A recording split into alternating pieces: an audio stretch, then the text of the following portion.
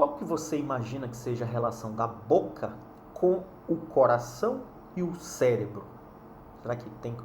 Tirando aquela frase muito famosa que diz que a pessoa fala muito que não tem filtro do cérebro entre o cérebro e a boca, existe algum conceito fisiológico que liga os dois? Isso que a gente vai ver no vídeo chamado Mastigue Mais, Sofra Menos. Eu sou o Dr. Alex Benevides, cirurgião cardiovascular, e aqui na internet ajudo homens a aumentarem o seu desempenho físico e mental em 8 vezes, mesmo após os 50 anos. Olha só, a mastigação, ela é um processo físico-químico. Isso quer dizer o quê? Quer dizer que ela tem a parte física, que faz a trituração dos alimentos, fragmentando em pedaços menores, até formar uma massa mais ou menos homogênea entre o alimento e a saliva. A saliva, por outro lado, traz enzimas digestivas que fazem como se fosse começar a dissolver aqueles nutrientes presentes naquele alimento, tá? Esse bolo, ele precisa ser mastigado, ele precisa ser trabalhado, tanto dessa parte física quanto dessa parte química, por um período de em torno de 5 minutos ao menos para ser um bolo eficiente. Outro processo interessante na mastigação, ela também influencia na nossa respiração. À medida que você, enquanto está falando, não pode estar engolindo. Enquanto está respirando, não pode estar engolindo. Percebe? Existe uma musculatura toda própria aqui na glote, principalmente a epiglote, que regula a passagem de ar ou para o esôfago, junto com o bolo alimentar, ou para a traqueia, para a gente fazer a respiração. Então, tanto que quando cai alguma coisa no sistema respiratório, você já tem um reflexo de tosse. Ah, nossa, engasguei. Então, já tosse, aquilo ali já bloqueia a entrada de materiais estranhos no sistema respiratório. Logicamente, a mastigação vai estar influenciando a digestão, muito importante, a gente já falou aqui dos 2 mecanismos, e também a fala. Então, os músculos que agem tanto na mastigação, eles também agem na hora da fonação. Isso vai influenciar tanto a musculatura do masseter, quanto a própria musculatura da língua, a dentição. Então, pacientes com dentição precária ou com uso de próteses têm a fonação prejudicada. Mas isso aí influencia como, doutor? Não estou entendendo ainda o que tem a ver com o cérebro. Olha só, a mastigação, além disso tudo, também aumenta o fluxo sanguíneo cortical. O que é o córtex? É a camada mais superficial, mais evoluída do cérebro, em 2 partes. Olha que interessante. No hipocampo, quando a sensação da comida, do bolo alimentar sendo digerido, o gosto, ele começando a liberar ali seus aromas, o próprio cheiro, vai influenciar o hipocampo a formar mais conexões e até ativar memórias, memória afetiva, memória negativa de uma comida que você não gosta, de uma comida que fez mal para você e você tem a memória de não comê-la de novo.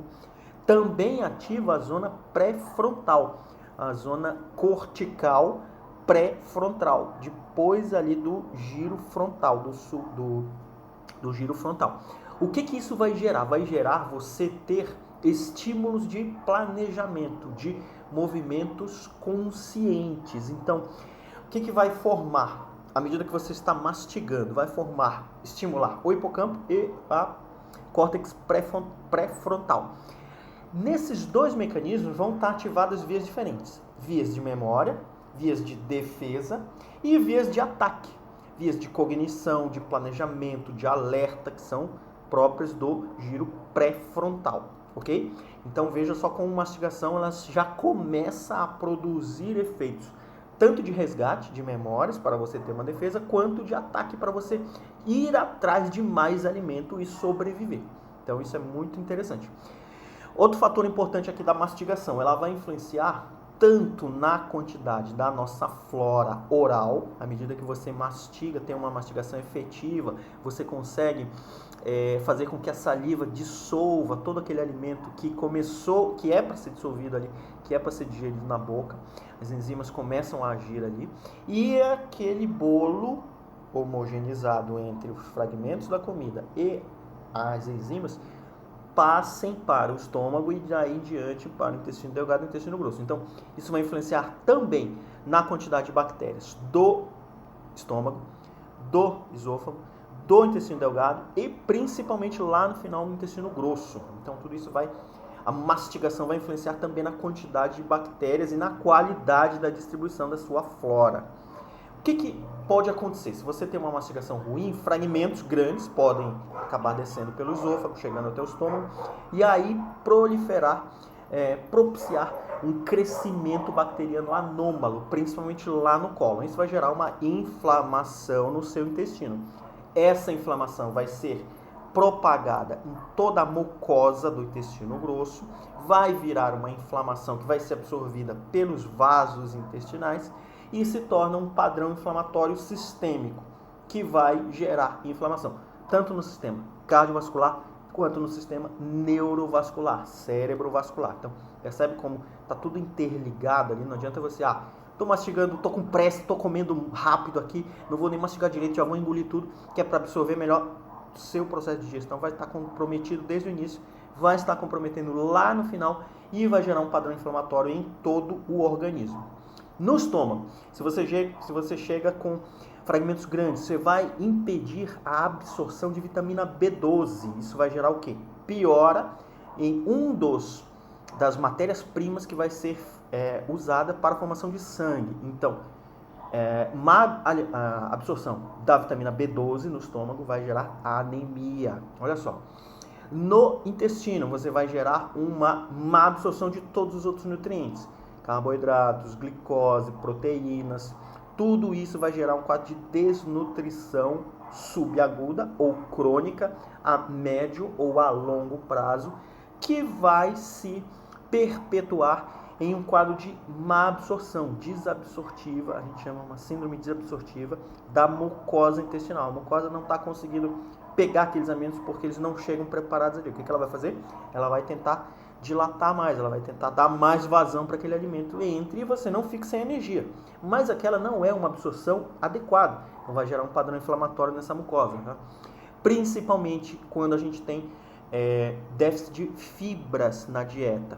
Pacientes mais idosos, paciente que tem dificuldade de dentição, paciente que tem alteração na fala, já sequela de AVC, que já tem alguma disfunção inflamatória importante, vão ingerir menos fibras, até por um paladar menos hedônico. Não dá prazer a gente ingerir fibras. Então eles não vão querer. Aquele paciente acima de 65 anos. Pensa se você conhece alguém, se você é um paciente desse, que não quer comer fibra de jeito nenhum. Isso é um mecanismo de, vamos dizer assim, regulação cerebral. À medida que você não quer mais ter trabalho, entre aspas, de digerir essas fibras, que vão dar trabalho realmente para o intestino, mas elas vão servir como um bloqueio, como uma proteção, para você não pegar gordura ruim, para você não pegar carboidrato ruim. Só que o cérebro ele já está tão sofrido ali por conta da inflamação que tem na mucosa, então ele fala, não vou mais ter trabalho com essa fibra, não quero fibra, quero só carboidrato, quero só coisa fácil, coisas moles, coisas doces, que vão ser absorvidas de um modo muito rápido, sem trabalho nenhum. Isso vai gerar um padrão inflamatório e vai faltar nutrientes que você precisa. Proteínas, sais minerais, fibras, fibras que são carboidratos complexos. A própria insulina vai ter que aumentar, vai ter que atingir um pico maior para pegar essa glicose que foi disponibilizada de uma forma muito rápida. Todo esse ciclo gera um quadro de inflamação crônica, tanto intestinal, mas principalmente a nível sistêmico, que vai botar em risco seu sistema cardio e cerebrovascular. Resumo da ópera: mastigue mais, sofra menos. Agora que você sabe de tudo isso, compartilhe esse vídeo com aquele amigo que está precisando entender mais a respeito de mastigação, também na importância que ela tem em todo o nosso organismo. E aproveita, já me segue por aqui. A gente se vê.